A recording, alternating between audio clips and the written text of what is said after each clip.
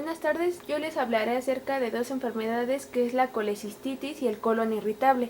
Comenzaremos a hablar acerca de qué es la colecistitis y la vamos a definir como la inflamación de la vesícula biliar que va a estar principalmente ocasionada por cálculos y con menor frecuencia se va a presentar por barro biliar o el lodo biliar. La vamos a clasificar en aguda y crónica.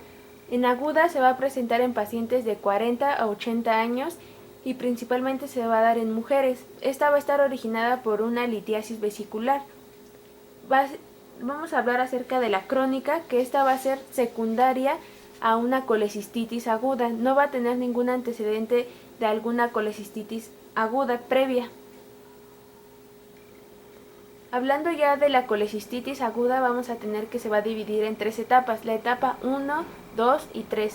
La etapa 1 y leve va a ser aquella en la que nuestro paciente se va a encontrar saludable, no va a presentar ninguna disfunción orgánica, pero sí va a presentar cambios inflamatorios que van a ser muy leves en la vesícula biliar.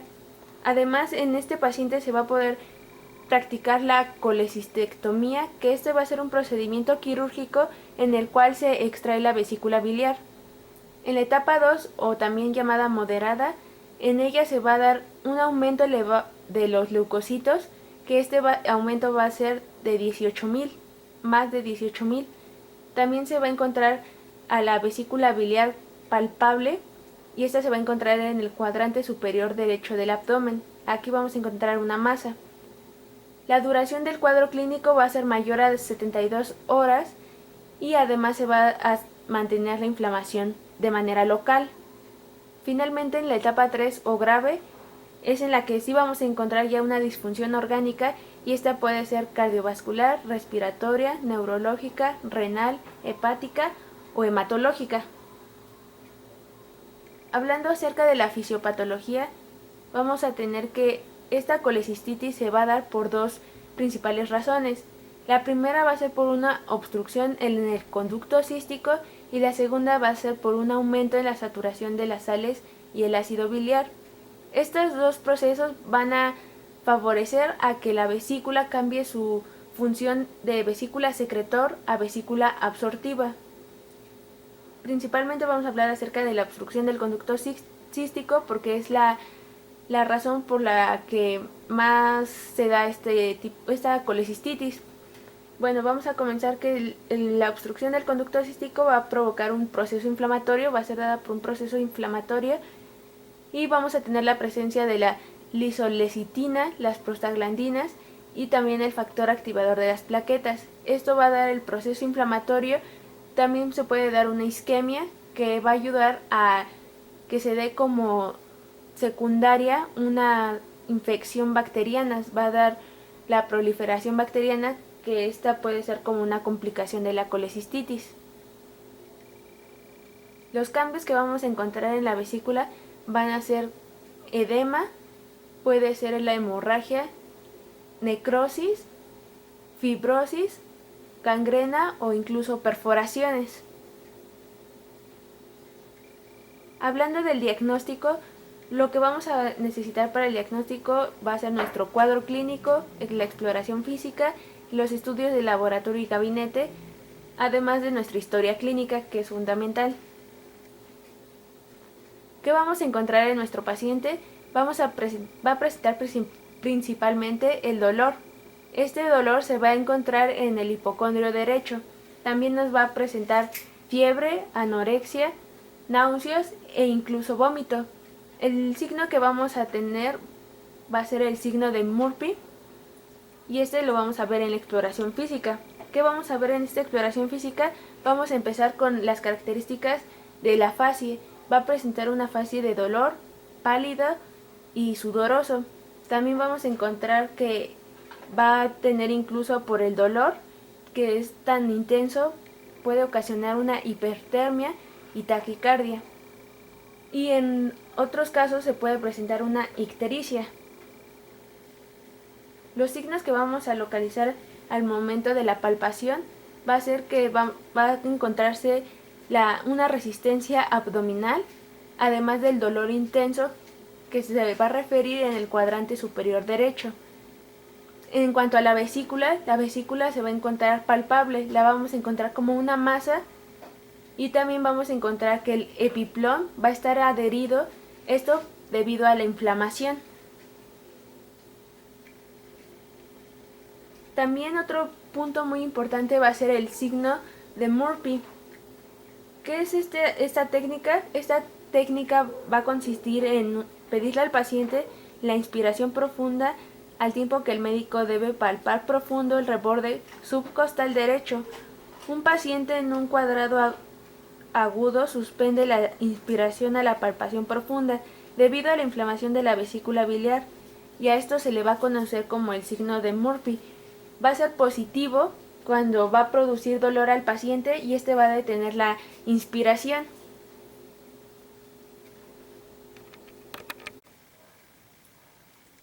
Otra razón va a ser por las alteraciones de la motilidad digestiva.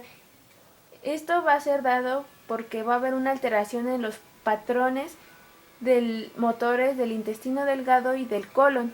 Esto va a provocar una retención del gas y por lo tanto se va a dar la presencia de la distensión abdominal.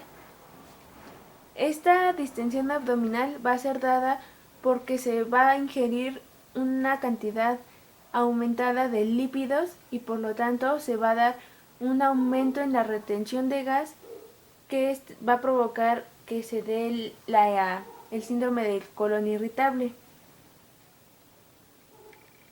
Otra razón va a ser por la hipersensibilidad visceral. Esta va a presentar una hiperalgesia o una alodinia. Va a haber un aumento en la sensibilidad visceral y además cutánea. Esto va a ser dado también por estímulos térmicos. Además se va a dar una percepción de movimientos intestinales y esto es lo que va a provocar también que se presente una alteración en el colon. Otra va a ser los mecanismos inflamatorios y postinfecciosos. Esto va a hacer que al momento de presentar una gastroenteritis va a provocar un proceso inflamatorio y por lo tanto este proceso inflamatorio se va a dar en la mucosa, dando el paso a células inflamatorias como son los mastocitos, los linfocitos T, los macrófagos. Estos se van a presentar en la mucosa yeyunal, ileal o rectocolónica. Estas células van a ayudar a activar y liberar a los mediadores de la inflamación como son las interleuquinas, el óxido nítrico, la histamina y las proteasas. Estas van a llegar a las terminaciones nerviosas intestinales y van a cambiar las funciones motoras sensitivas que van a alterar la motilidad intestinal y por lo tanto va a presentar el paciente el dolor y el malestar abdominal. La siguiente va a ser una morbilidad psicológica en la cual el paciente va a ser afectado por diferentes situaciones emocionales como el estrés y esto va a provocar que se dé una alteración en la actividad motora intestinal y por lo tanto se tenga este malestar abdominal además del dolor. Otra razón va a ser el sobrecrecimiento bacteriano, en la cual en el ciclo menstrual la percepción de estos síntomas va a provocar que se dé una alteración en el estado psicológico y por lo tanto también se dé una alteración en la sensibilidad rectal. Ahora, hablando acerca del diagnóstico, vamos a tener que en el cuadro clínico lo vamos a dividir en síntomas gastrointestinales y síntomas extraintestinales. Los síntomas gastrointestinales van a ser el reflujo gastroesofágico, la disfagia, una saciedad temprana y dispepsia intermitente, mientras que los síntomas extraintestinales podrían ser la depresión, el estrés, ansiedad, insomnio e incluso dismenorrea.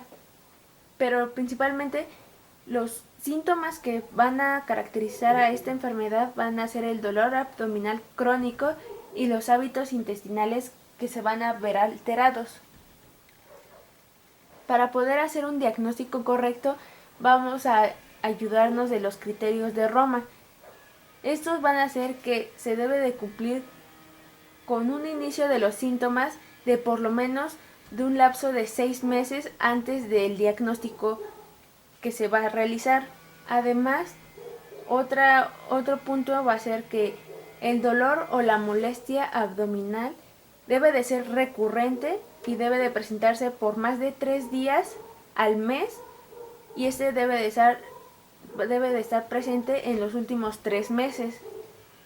Además, se debe de presentar o se debe de cumplir de por lo menos 2 de estos puntos, que va a ser la mejora con la defecación, la frecuencia de las deposiciones y la variación de la forma de las deposiciones. En cuanto a los signos de alarma, estos van a ser que el inicio de estos síntomas sea en un paciente mayor a 50 años, y en cuanto a la exploración física, que se debe de ver o vigilar si hay algún signo o alteración durante esta exploración.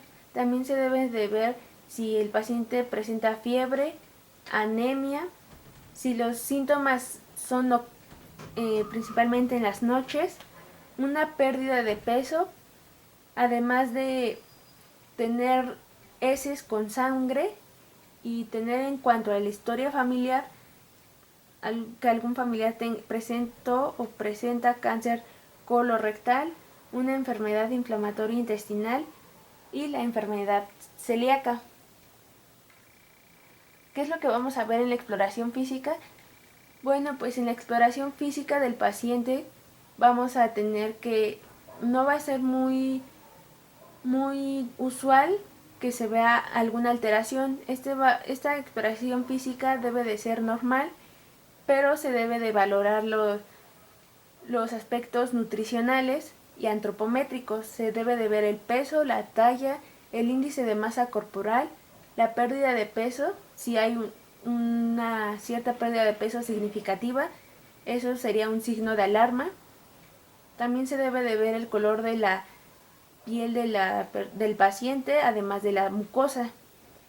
En el caso del abdomen, se puede presentar alguna distensión abdominal, meteorismo, visceromegalias, y a la palpación puede presentarse un fecaloma. En cuanto a la exploración anorrectal, podemos percibir o se puede observar fisuras, algunos repliegues carnosos que van a ser signos de manera indirecta del estreñimiento. Los estudios de laboratorio que podemos pedir van a ser el hemograma completo y la velocidad de sedimentación globular y o la proteína C reactiva. Estos van a utilizarse para descartar alguna anemia o los parámetros de alguna actividad inflamatoria.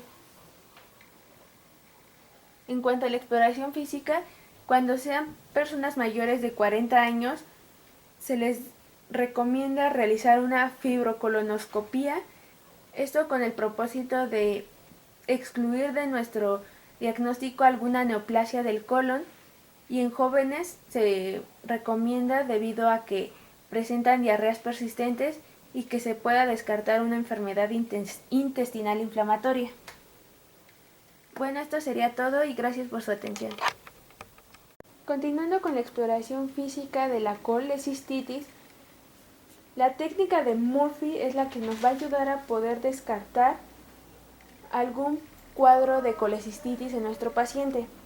Lo primero que tenemos que hacer es que nuestro paciente esté en una posición de cúbito supina, y para poder realizar esta técnica de Murphy, lo primero que debemos de hacer es identificar el reborde costal derecho. Después le vamos a pedir a nuestro paciente que tome aire profundamente, y al momento de que va a tomar aire se va a hacer una palpación en el reborde costal derecho. A continuación voy a realizar la técnica. ¿Puede tomar aire, por favor?